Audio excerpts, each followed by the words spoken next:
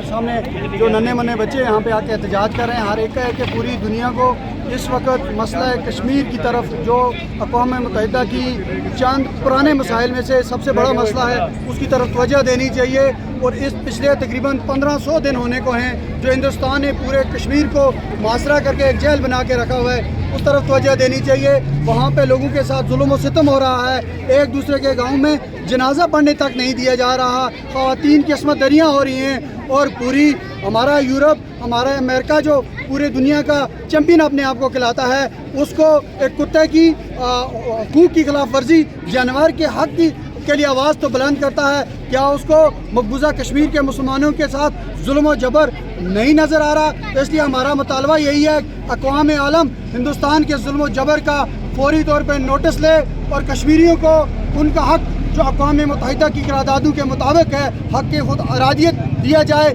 تاکہ کشمیری اس کا فیصلہ کریں کہ انہوں نے کیا کرنا ہے۔